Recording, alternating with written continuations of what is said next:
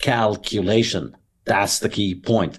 Socialism cannot calculate the best uses of economic resources because under a socialist economic system, there is no market in in capital resources because capital resources are all owned by the same entity.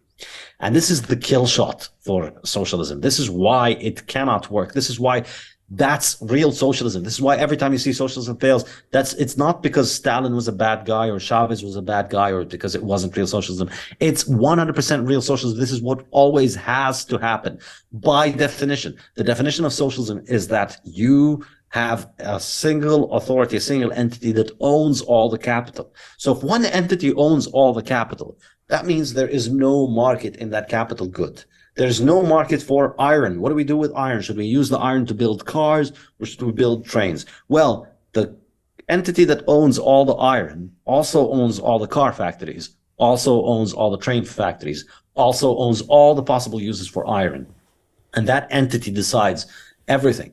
So in a capitalist economic system, the iron producer is independent of the car producer or the train producer or all the other uses of iron. And each one of those people has to bid for the iron. And the iron will go to the person who uses it most productively. So if the car maker is able to make more money by selling cars, because cars are a better thing than trains, in this context, at that time, given the current technology, given people's tastes, then the car makers will be able to get the iron, and then the iron makers will be producing iron and it'll go to cars, and then we don't have trains. Or the other way around. It's just an example, obviously. But the point is, if you have a market in capital, wherein everybody's able to own their capital, then you have a rational basis of calculating the most appropriate uses of capital and how to allocate that capital to meeting the ends of people, as demonstrated by people's own consumption decision, because people own their own capital and people make money from that capital and then they spend it on consuming things. So when you take that away, when you take the ability of people to consume and produce and accumulate capital, and you make that all centrally planned, and you have just one single authority that is in charge of determining what gets used where, you are going to arrive at the inevitable outcome of socialist economic system, which is economic collapse and the destruction of capital. This is a really key thing, that the capital stock itself collapses. And this is why, if you look at the collapse of the Soviet Union, it was not an incentive problem, because the incentive problem, that we mentioned earlier, was solved very effectively. Yeah, you wouldn't get rich by not working hard in a communist system in Russia and the Soviet Union. But guess what? If you didn't work hard, you got sent to the gulag. And that's a very, very strong incentive.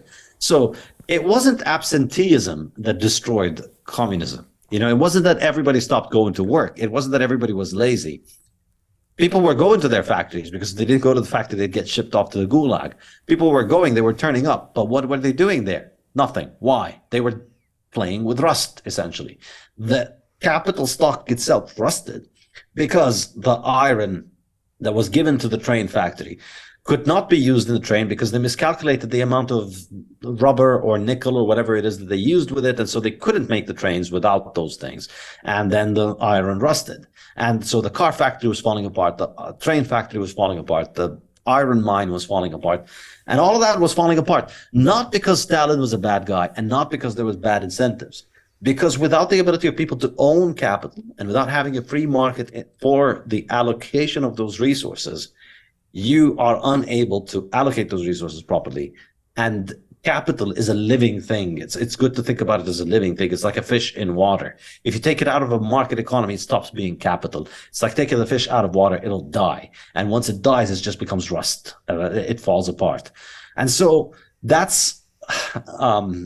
I know I've gone on for long, but this is a lot shorter than the very elaborate case that I try and make here. That really, if we want to live in a life that is different from basically monkeys slinging our feces at each other in a jungle, our only hope to do that is through the system of an extended market order in which we accumulate capital and in which we have free market in capital.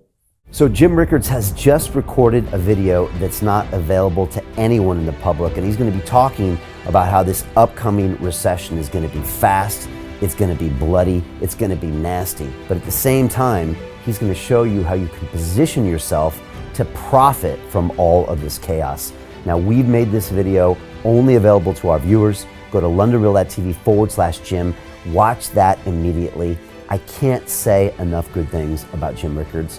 He understands the global economic system better than any guest I've ever had on London Real.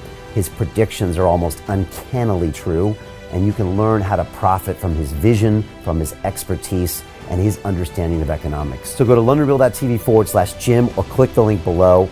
It's an excellent, excellent look on what's going to happen in the future and how you can position yourself to profit from that. Jim is one of the best in the business, one of my favorite guests on London Real, and he's very, very good at predicting the future and showing us all to profit from it. So click the link, and I hope you enjoy. Hey, it's Brian Rose, founder of the DeFi Academy. I've told you my 4-week crypto bootcamp is amazing, but don't take my word for it. This is what my students are saying. The DeFi Academy was an amazing experience for me. It took me totally out of my comfort zone. In this course, I was challenged, I was held accountable, and pushed to do things that honestly weren't always easy. It's been phenomenal, and I can't believe we're already up on our 4 weeks. It has flown by. Going through this DeFi accelerator by far was one of the best courses I've taken. You do this course, you really get into the nitty-gritty of the activities that will make you comfortable with decentralized finance. Thank you so much to Brian and everyone at London Real and the DeFi Academy for even putting together an amazing course like this. Anybody else that wants to do it, please sign up. It is well worth the money.